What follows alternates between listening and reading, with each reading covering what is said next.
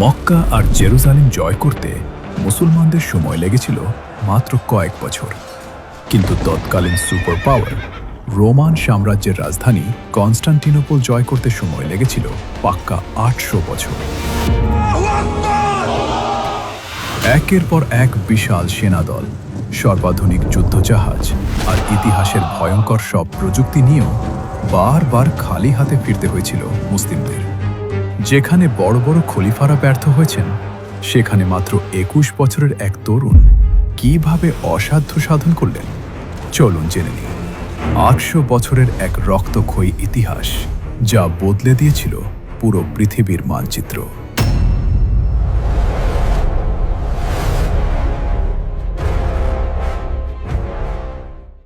আজ দুনিয়াতে এমন ৩টি শহর রয়েছে যেগুলো সম্পর্কে স্বয়ং রাসূলুল্লাহ সাল্লাল্লাহু আলাইহি ওয়াসাল্লামের আকাঙ্ক্ষা ছিল যে মুসলমানরা যেন এই শহরগুলো জয় করে।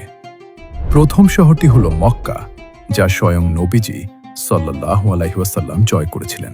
দ্বিতীয় শহরটি হল জেরুজালেম, যা মুসলমানদের খলিফা ওমর বিন খাত্তাব রাদিয়াল্লাহু আনহু জয় করেন। আর তৃতীয় শহরটি ছিল সেই যুগের super power, the great Roman সাম্রাজ্যের রাজধানী কনস্টান্টিনোপল, যাকে আজ আমরা ইস্তাম্বুল নামে চিনি।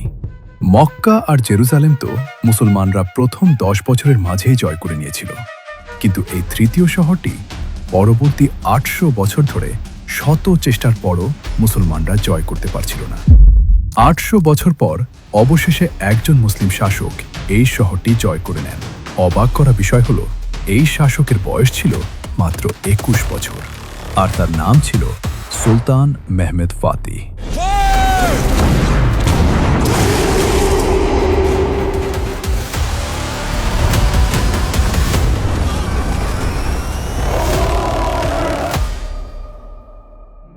রাসূলুল্লাহ সাল্লাল্লাহু আলাইহি ওয়াসাল্লামের একটি হাদিস রয়েছে, যেখানে তিনি বলেছিলেন যে আমার উম্মতের যেই বাহিনী সর্বপ্রথম রোমান সম্রাটের শহরের ওপর হামলা করবে, তাদের গুনাহ মাফ করে দেওয়া হবে এবং তারা সরাসরি জান্নাতে প্রবেশ করবে। নবীজি সাল্লাল্লাহু আলাইহি ওয়াসাল্লামের এই হাদিসকে সামনে রেখে মুসলমানরা রোমান সাম্রাজ্যের রাজধানী কনস্টান্টিনোপলে মোট ৫টি বড় ধরনের আক্রমণ চালিয়েছিল। নবীজি সাল্লাল্লাহু আলাইহি ওয়াসাল্লামের ওফাতের পর মুসলিম বাহিনীগুলো রোমান সাম্রাজ্যের দিকে এগোতে শুরু করে। খলিফা ওমর রাদিয়াল্লাহু আনহুর যুগে মুসলমানরা রোমান এবং পার্সিয়ান সাম্রাজ্যকে পুরোপুরি গুঁড়িয়ে দেয়। হযরত ওমরের খেলাফত এত দ্রুত প্রসারিত হয়েছিল যে মাত্র ১০ বছরের মধ্যে মুসলমানরা বিশাল এক ভূখণ্ড জয় করে নেয়। খোলাফায়ে রাশেদার যুগে মাত্র ৩০ বছরের মধ্যে মুসলিম বাহিনী মদিনা থেকে কনস্টান্টিনোপলের একদম কাছাকাছি পৌঁছে গিয়েছিল। সেখান থেকে পথ ছিল সামান্যই, কিন্তু খলিফা ওমর রাদিয়াল্লাহু আনহু পর এই সামান্য পথটুকু পাড়ি দিতে মুসলমানদের সময় লেগে যায় ৮০০ বছর। এই একটি বিষয় থেকে আন্দাজ করা যায় যে খোলাফায়ে রাশেদার শক্তি ঠিক কতটা প্রবল ছিল। ৩০ বছর পর খোলাফায়ে রাশেদার যুগ শেষ হয় এবং মুসলমানদের নতুন নেতা হিসেবে আবির্ভূত হন হযরত মুয়াবিয়া রাদিয়াল্লাহু আনহু। নেতা হওয়ার পর ধীরে ধীরে যখন তার শক্তি বৃদ্ধি পেতে থাকে, তিনি প্রথমবারের মতো মুসলিম বাহিনীকে সেখান থেকে সামনে অগ্রসর হওয়ার নির্দেশ দেন। আর এরই সাথে কনস্টান্টিনোপলে হামলার উদ্দেশ্যে মুসলমানদের প্রথম বাহিনীটি রওনা হয়। এই বাহিনীর সেনাপতি অন্য কেউ ছিলেন না, তিনি ছিলেন মহাবীর খালিদ বিন ওয়ালিদের ছেলে আব্দুর রহমান বিন খালিদ। নবীজির সেই হাদিসের কারণে বহু সাধারণ মুসলমান থেকে শুরু করে প্রখ্যাত সাহাবীরাও এই বাহিনীতে যোগ দিয়েছিলেন, যাদের মধ্যে অন্যতম ছিলেন বিখ্যাত সাহাবী হযরত আবু আইয়ুব আনসারী রাদিয়াল্লাহু আনহু। খালিদ বিন ওয়ালিদের ছেলে টানা কয়েকদিন ধরে কনস্টান্টিনোপলে আক্রমণ চালান, কিন্তু আপ্রাণ চেষ্টার পরও তারা শহরটি জয় করতে পারেননি। অবশেষে মুসলিম বাহিনী সেখান থেকে পিছু হটে। এরপর আরও একটি বাহিনী হামলা করেছিল, কিন্তু তারাও এই দুর্ভেদ্য শহর জয় করতে ব্যর্থ হয়।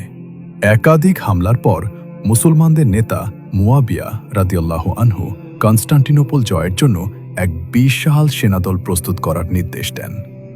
পুরো সাম্রাজ্য থেকে মানুষ এই বাহিনীর সাথে যুক্ত হতে শুরু করে।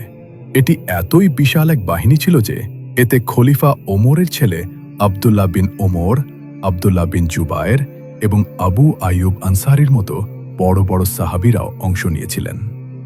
এই বিশাল বাহিনী প্রস্তুত হওয়ার পর হযরত মুয়াবিয়া তার ২৪ বছর বয়সী ছেলে ইয়াজিদকে এই পুরো বাহিনীর প্রধান সেনাপতি হিসেবে নিযুক্ত করেন। এরপর ইয়াজিদ এই বিশাল সেনাদল নিয়ে কনস্টান্টিনোপলের দিকে রওনা হন। তবে এই বাহিনীতে থাকা কিছু সাহাবী এই সিদ্ধান্তে খুব একটা সন্তুষ্ট ছিলেন না, কারণ এত বড় বড় সাহাবীদের উপস্থিতিতে ইয়াজিদের মতো এমন একজনকে প্রধান সেনাপতি করা হয়েছিল যার এর আগে কোনো বড় যুদ্ধ পরিচালনার কোনো অভিজ্ঞতাই ছিল না। তারপরও সাহাবীরা এই সিদ্ধান্ত মেনে নেন এবং শহর জয়ের উদ্দেশ্যে যাত্রা করেন। ইয়াজিদ মুসলিম বাহিনীকে নিয়ে কনস্টান্টিনোপলের প্রাচীরের সামনে পৌঁছান, আর সেখানে পৌঁছাতেই মুসলমানরা বিস্ময়ে হতবাক হয়ে যায়, কারণ কনস্টান্টিনোপল কোনো সাধারণ শহর ছিল না। এই শহরের সামনে একটি নয় বরং ৩টি বিশাল ও দীর্ঘ প্রাচীর ছিল, আর এই প্রাচীরগুলোর সামনে ছিল একটি বিশাল পরিখা বা খন্দক, যা পুরোপুরি পানিতে পূর্ণ ছিল। এই শহরের ওপর কেবল একদিক থেকেই হামলা করা সম্ভব ছিল, কারণ বাকি ৩ দিক জুড়েই ছিল শুধু সমুদ্র। ভৌগোলিক এই অবস্থানের কারণে কনস্টান্টিনোপল এতটাই সুরক্ষিত একটি শহর ছিল যে গত কয়েক শতাব্দী ধরে রোমান সাম্রাজ্যের কাছ থেকে কেউই এই শহরটি ছিনিয়ে নিতে পারেনি। মুসলমানরা শহরের সামনে পৌঁছাতেই ইয়াজিদ আক্রমণের নির্দেশ দেন এবং এক ভয়াবহ যুদ্ধ শুরু হয়। বলা হয়ে থাকে এই আক্রমণের মাঝেই বিখ্যাত সাহাবী হযরত আবু আইয়ুব আনসারি রাদিয়াল্লাহু আনহু ভীষণ অসুস্থ হয়ে পড়েন। যখন তার জীবনের শেষ দিনগুলো ঘনিয়ে আসে, তখন মুসলমানরা তাকে শেষবারের মতো দেখতে জমায়েত হন। তখন আবু আইয়ুব আনসারি রাদিয়াল্লাহু আনহু উপস্থিত সবাইকে নির্দেশ দিয়ে বলেন যে, আমার মৃত্যুর পর আমাকে এখানে দাফন করো না, বরং আমার মৃতদেহটি নিয়ে শহরের দিকে যতটা সম্ভব এগিয়ে যাবে এবং শহরের একেবারে কাছে নিয়ে আমাকে দাফন করবে। মুসলমানরা ঠিক তাই করেছিল। তিনি ইন্তেকাল করার পর মুসলমানরা মাঝরাতে রাতের অন্ধকারে তার মৃতদেহ নিয়ে সামনের দিকে এগোতে থাকে এবং শহরের প্রাচীরের একেবারে কাছাকাছি পৌঁছে সেখানেই তাকে দাফন করে। আবু আইয়ুব আনসারি কোনো সাধারণ সাহাবী ছিলেন না। তিনি সেই সৌভাগ্যবান সাহাবী যার ঘরে নবীজি সাল্লাল্লাহু আলাইহি ওয়াসাল্লাম মক্কা থেকে মদিনায় হিজরত করার পর সর্বপ্রথম অবস্থান করেছিলেন। আর আজ সেই মহান সাহাবীকে মুসলমানরা রোমান সাম্রাজ্যের রাজধানীর একেবারে দ্বার প্রান্তে সমাহিত করেছিল। তার মৃত্যুর পর মুসলিম বাহিনীর অবস্থা আরও শোচনীয় হতে শুরু করে। অনেক চেষ্টার পরও ইয়াজিদ এই শহর জয় করতে ব্যর্থ হন এবং অবশেষে পুরো বাহিনী নিয়ে সেখান থেকে ফিরে যান। এত সব চেষ্টার পরও যখন কনস্টান্টিনোপল জয় করা গেল না, তখন হযরত মুয়াবিয়া রাদিয়াল্লাহু আনহু বুঝতে পারলেন যে এই শহর কখনো কেবল স্থলপথে জয় করা সম্ভব নয়। এটি জয় করতে হলে স্থলপথের পাশাপাশি সমুদ্রপথেও আক্রমণ চালাতে হবে। এই পরিকল্পনায় তিনি মুসলমানদের নৌবাহিনীকে প্রস্তুত হওয়ার নির্দেশ দেন। পরের বছরই মুসলিম নৌবাহিনী রোমান রাজধানীর দিকে যাত্রা করে। এটি ছিল সেই একই নৌবাহিনী যা বহু বছর আগে খলিফা উসমান রাদিয়াল্লাহু আনহু গঠন করেছিলেন। কিন্তু মুসলিম নৌবাহিনী কনস্টান্টিনোপলের সামনে পৌঁছাতেই আবারও চমকে যায়, কারণ সমুদ্রের দিকেও রোমানরা বিশাল বিশাল প্রাচীর নির্মাণ করে রেখেছিল, আর মুসলমানদের নৌকাগুলো এই প্রাচীরের কোনো ক্ষতিই করতে পারছিল না। সোজা কথায়, কনস্টান্টিনোপল এমন এক শহর ছিল যাকে না স্থলপথে জয় করা যাচ্ছিল না সমুদ্রপথে। শহরটি জয় করার কেবল একটিই রাস্তা খোলা ছিল, আর তার নাম ছিল দ্য গোল্ডেন হর্ন। এটি কনস্টান্টিনোপলের পাশ দিয়ে বয়ে যাওয়া একটি ছোট খাল, যেখান দিয়ে সহজেই শহরের ভেতরে প্রবেশ করা যেত। অর্থাৎ যে এই গোল্ডেন হর্ন পর্যন্ত পৌঁছাতে পারবে সেই কনস্টান্টিনোপল জয় করতে পারবে। তাই মুসলিম নৌবাহিনী অত্যন্ত দ্রুত গতিতে এই গোল্ডেন হর্নের দিকে এগোতে শুরু করে। কিন্তু এগোতে গিয়ে হঠাৎ মুসলমানদের সমস্ত নৌকা থেমে যায়, কারণ রোমান সাম্রাজ্য এই গোল্ডেন হর্নের প্রবেশ মুখে এক পাশ থেকে অন্য পাশ পর্যন্ত একটি বিশাল ও মজবুত লোহার চেইন বা শিকল লাগিয়ে রেখেছিল। আর এই শিকলের ঠিক পেছনেই প্রস্তুত হয়ে দাঁড়িয়েছিল রোমানদের বিশাল নৌবাহিনী। যখনই মুসলমানরা এই চেইন ভাঙার জন্য সামনে এগোতো, রোমানরা বৃষ্টির মতো তীর ছুঁড়ে তাদের পিছু হটতে বাধ্য করত। অনেক চেষ্টার পর মুসলমানরা বুঝতে পারে যে এভাবে সরাসরি আক্রমণ করে এই শহর জয় করা অসম্ভব। তাই তারা সমুদ্রপথে শহরটিকে পুরোপুরি অবরুদ্ধ করে ফেলে। একই সাথে নতুন একটি স্থলবাহিনী দিয়ে শহরের স্থলপথের সমস্ত রাস্তাও বন্ধ করে দেওয়া হয়। মুসলমানদের এবারের পরিকল্পনা ছিল খুবই পরিষ্কার। তারা এভাবেই শহরটি চারপাশ থেকে অবরুদ্ধ করে বসে থাকবে। যখন শহরের ভেতরে খাবার ফুরিয়ে যাবে, রোমানরা বাধ্য হয়েই শহরের বাইরে বেরিয়ে আসবে এবং তখনই তাদের ধ্বংস করা হবে। মুসলমানরা শান্তিতে শহর ঘিরে অবস্থান করতে থাকে। এই পরিকল্পনাটি অত্যন্ত কার্যকরী হতে শুরু করে, কারণ ধীরে ধীরে কনস্টান্টিনোপলের ভেতরে খাদ্য ও পানীয় ফুরিয়ে আসতে থাকে। এই অবস্থা দেখে রোমান সম্রাট প্রথমবারের মতো ভয় পেতে শুরু করেন। পালানোর কোনো পথ না দেখে তিনি পুরো শহরে ঘোষণা করে দেন যে যে ব্যক্তি মুসলমানদের হাত থেকে রক্ষা পাওয়ার জন্য নতুন এবং ভয়ঙ্কর কোনো অস্ত্র আবিষ্কার করে দিতে পারবে, তাকে তিনি অঢেল ধন সম্পদ দেবেন।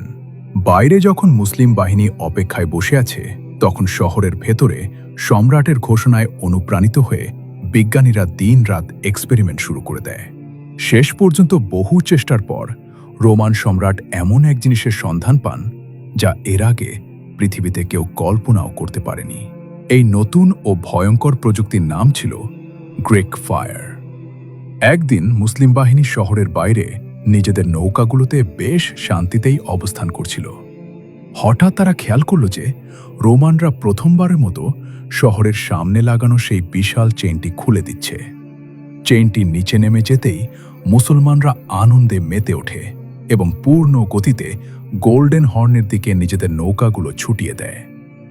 কিন্তু মুসলিম নৌবহর রোমান নৌকার কাছাকাছি পৌঁছাতেই ঘটে এক অকল্পনীয় ঘটনা। রোমান নৌকাগুলোর একেবারে সামনের দিকে এক অদ্ভুত ধরনের মেশিন লাগানো ছিল। মুসলমানরা কাছে আসতেই সেই মেশিনগুলো থেকে ভয়ঙ্কর শব্দ হতে শুরু করে। রোমানরা তাদের গ্রেক ফায়ার মেশিন চালু করে দিয়েছিল। কয়েক মিনিটের মধ্যেই মুসলমানদের প্রায় সমস্ত নৌকায় দাও দাও করে আগুন জ্বলে ওঠে। বলা হয়ে থাকে, এর আগে কোনো একটি জায়গায় একসাথে এত বিশাল আগুনের লেলিহান শিখা কেউ কখনো দেখেনি। মুসলমানরা তাদের নৌকা বাঁচানোর জন্য সমুদ্র থেকে পানি তুলে আগুন নেভানোর আপ্রাণ চেষ্টা করতে থাকে, কিন্তু রোমানরা এই আগুন এমন এক ভয়ঙ্কর রাসায়নিক দিয়ে তৈরি করেছিল যা পানিতে তো নিভতই না, বরং পানির সংস্পর্শে এলে আরও বেশি দাও দাও করে জ্বলে উঠত। একজন প্রত্যক্ষদর্শী জানান, এই আগুনের শব্দ এতই ভয়াবহ ছিল যে মনে হচ্ছিল যেন আকাশ থেকে বিকট শব্দে বজ্রপাত হচ্ছে। এই ভয়ঙ্কর আগুনে মুসলমানদের বেশিরভাগ নৌকা পুড়ে ছাই হয়ে যায় এবং হাজার হাজার মুসলিম যোদ্ধা শহীদ হন। এই একটি মাত্র হামলায় মুসলমানদের পুরো নৌবাহিনী প্রায় নিশ্চিহ্ন হয়ে গিয়েছিল। কেবল গুটি কয়েক নৌকা কোনো মতে নিজেদের প্রাণ বাঁচিয়ে সেখান থেকে ফিরে আসতে সক্ষম হয়। নৌবাহিনীর এই করুণ পরিণতির সাথে সাথে রোমানরা মুসলমানদের স্থলবাহিনীর ওপরও তীব্র আক্রমণ চালায় এবং সেখানেও হাজার হাজার মুসলমানকে শহীদ করে।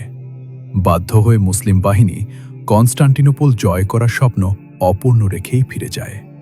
এই পরাজয়টি এতই বড় ছিল যে এর সংবাদে পুরো ইউরোপ জুড়ে এক বিশাল আনন্দ উৎসব পালিত হয়েছিল, কারণ গত 50 বছরের ইতিহাসে এটিই ছিল প্রথম যুদ্ধ যেখানে মুসলমানরা এত শোচনীয়ভাবে পরাজিত হয়েছিল। এমনকি এই পরাজয়ের খবর সেই যুগের সুদূর চীনের বইগুলোতেও লেখা হয়েছিল, যা আজ পর্যন্ত সংরক্ষিত আছে। এটি ছিল কনস্টান্টিনোপল জয়ের জন্য উমাইয়া খেলাফতের প্রথম বড় ধরনের চেষ্টা, যা চরম ব্যর্থতায় পর্যবসিত হয়।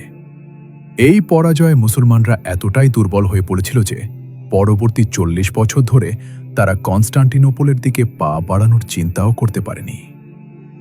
এই যুদ্ধের কিছুদিন পরে হযরত মুয়াবিয়া রাদিয়াল্লাহু আনহু ইন্তেকাল করেন। এবং তার স্থলাভিষিক্ত হন ইয়াজিদ বিন মুয়াবিয়া। ইয়াজিদ ক্ষমতায় আসার পরপরই বড় বড় সাহাবীরা তার বিরুদ্ধে অবস্থান নেন, যার ফলে মুসলমানদের মধ্যে এক নতুন গৃহযুদ্ধের সূচনা হয়। কিন্তু দীর্ঘ ও বড় বড় লড়াইয়ের পর বনু উমাইয়া বংশী এই গৃহযুদ্ধে জয়লাভ করে এবং তারা আবারও সমগ্র মুসলিম বিশ্বের ওপর আধিপত্য বিস্তার করতে শুরু করে। দীর্ঘ ৪০ বছর পর যখন বনু উমাইয়ার শক্তি তার চূড়ান্ত শিখরে পৌঁছায়, তখন উমাইয়া বংশের নতুন খলিফা সুলাইমান আবারও একটি বিশাল সামরিক বাহিনী প্রস্তুত করার নির্দেশ দেন। ৪০ বছর পর মুসলমানদের বাহিনী আবারও রোমান সাম্রাজ্যের রাজধানী কনস্টান্টিনোপলের দিকে অগ্রসর হয়। তবে এবারের বাহিনী কোনো সাধারণ বাহিনী ছিল না। এতে ছিল প্রায় ১.৫ লক্ষ সৈন্য। তাদের কাছে ছিল দীর্ঘ পাল্লার কামান, কয়েকশো নৌকা এবং শক্তিশালী যুদ্ধজাহাজ। মুসলমানরা আবারও কনস্টান্টিনোপলকে চারপাশ থেকে অবরুদ্ধ করে ফেলে। কিন্তু বরাবরের মতোই কনস্টান্টিনোপলকে জয় করার একমাত্র পথ ছিল সেই গোল্ডেন হর্ন। মুসলিম নৌবাহিনী তীব্র বেগে গোল্ডেন হর্নের দিকে অগ্রসর হয়, কিন্তু আগের মতোই সেই বিশাল চেইন তাদের পথ রোধ করে দাঁড়ায়। এবারও মুসলিম নৌবাহিনী অনেক চেষ্টা করেও সেই চেইন অতিক্রম করতে ব্যর্থ হয়।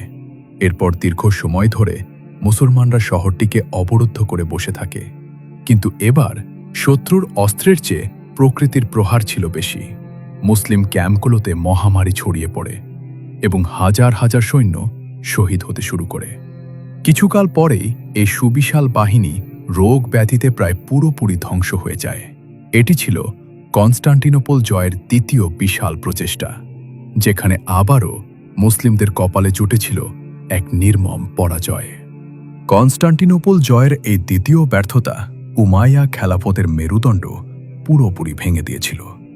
এই পরাজয়ের পর বুনাইয়া বংশ আর কখনোই নিজেদের আগের মতো শক্তিশালী রূপে দাঁড় করাতে পারেনি।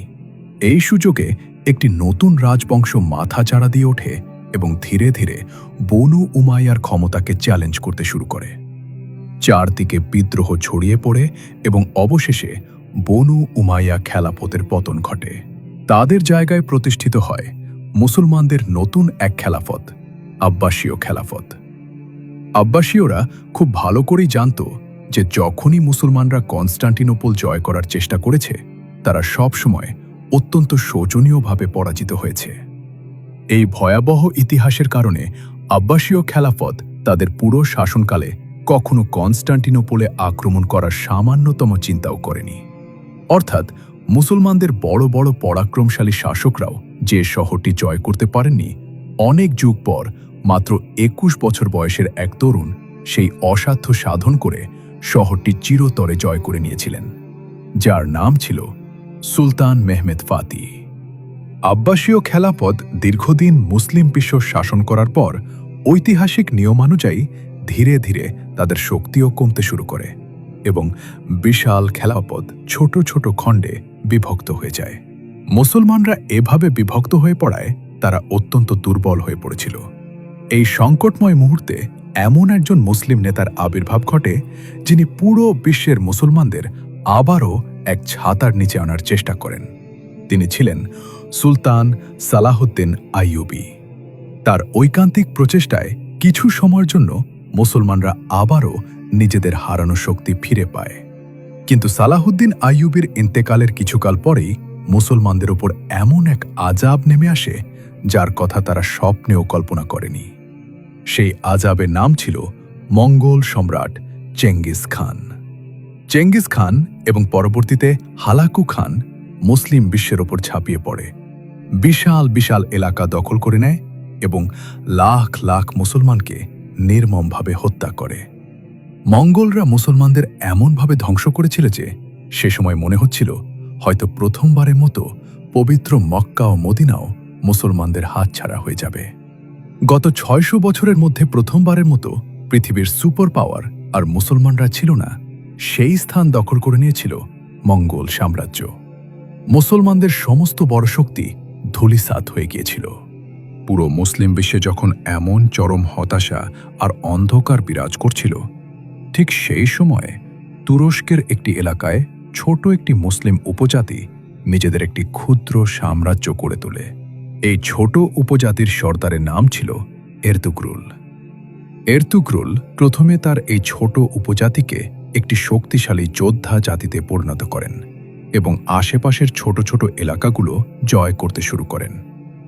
এরতুগ্রুলের পর তার ছেলে এই উপজাতির সর্দার হন এবং পরবর্তীতে এই ছেলেই তাদের ছোট্ট উপজাতিকে একটি শক্তিশালী সাম্রাজ্যের ভিত্তি হিসেবে গড়ে তোলেন। এরতুগ্রুলের এই ছেলের নাম ছিল সুলতান উসমান, যাকে আরবিতে উসমান বলা হয়। আর সে যুগে যখন এই নাম ইউরোপে পৌঁছায় তখন তারা এই সাম্রাজ্যকে অটোম্যান নামে ডাকতে শুরু করে। উসমানের এই ছোট্ট সাম্রাজ্যই পরবর্তীতে মুসলমানদের শেষ বড় সুপার পাওয়ার হিসেবে আত্মপ্রকাশ করে, যা আজও পুরো বিশ্ব মনে রেখেছে।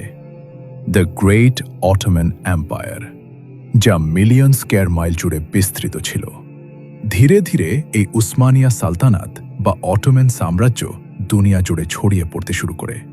এটি ছিল মুসলমানদের প্রথম সাম্রাজ্য যাদের সেনাবাহিনী সমুদ্র পাড়ি দিয়ে সরাসরি ইউরোপের বুকে আক্রমণ চালিয়েছিল।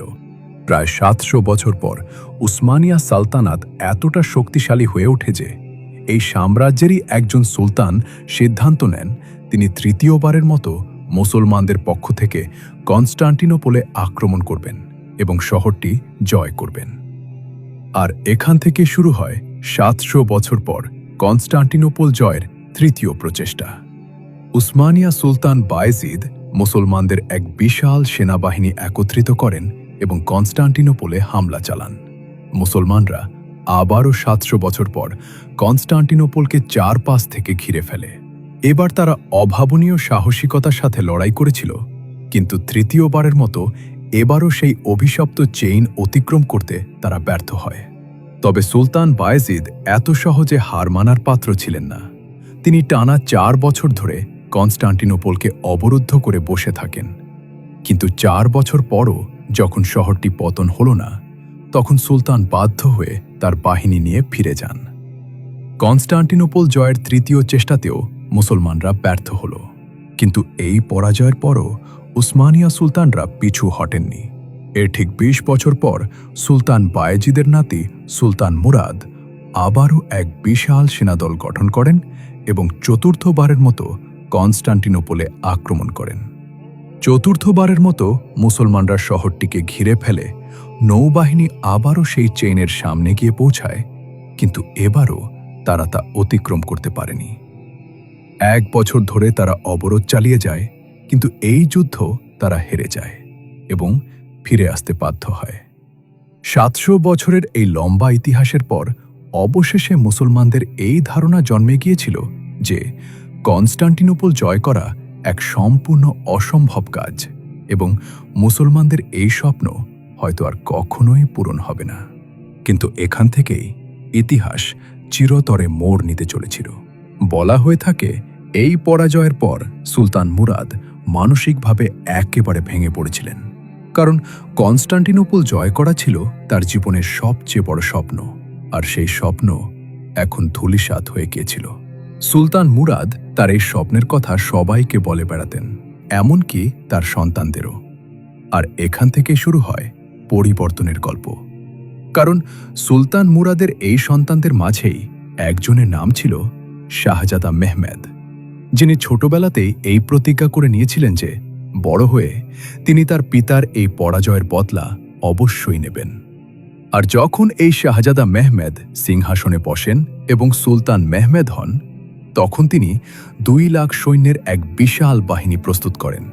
তিনি তৈরি করেন তৎকালীন বিশ্বের সবচেয়ে বড় এবং ভয়ঙ্কর সব কামান, এবং উসমানিয়া সালতানাতের পুরো নৌবাহিনীকে সাথে নিয়ে পঞ্চম এবং চূড়ান্তবারের মতো কনস্টান্টিনোপলের ওপর ঝাঁপিয়ে পড়েন। সুলতান মেহমেদ যখন বিজয়ী বেশে কনস্টান্টিনোপলের রাস্তায় পা রাখলেন, তখন সেটা কেবল একটি ভূখণ্ড জয় ছিল না, সেটা ছিল ৮০০ বছরের ধৈর্য, হাজারো শহীদের কোরবানি আর শত শত বছরের একটা অপূর্ণ স্বপ্নের বাস্তবায়ন। যে শহরকে পুরো পৃথিবী অজেয় মনে করত, ২১ বছরের এক তরুণ প্রমাণ করে দিলেন যে আল্লাহর ওপর ভরসা আর অদম্য জেদ থাকলে পৃথিবীর কোনো দেওয়ালই আসলে দুর্ভেদ্য নয়। আজকের এই ইস্তাম্বুল আমাদের মনে করিয়ে দেয় যে কোনো বড় লক্ষ্যই একদিনে অর্জিত হয় না। এর পেছনে থাকে বছরের পর বছর ব্যর্থতা আর বারবার ঘুরে দাঁড়ানোর গল্প। সুলতান মেহমেদ ফাতিহের এই বিজয় আমাদের শেখায়, যদি আপনার স্বপ্ন বড় হয় এবং আপনি বারবার হেরে যাওয়ার পরও হাল না ছাড়েন, তবে একদিন ইতিহাস আপনার নামও গর্বের সাথে উচ্চারণ করবে।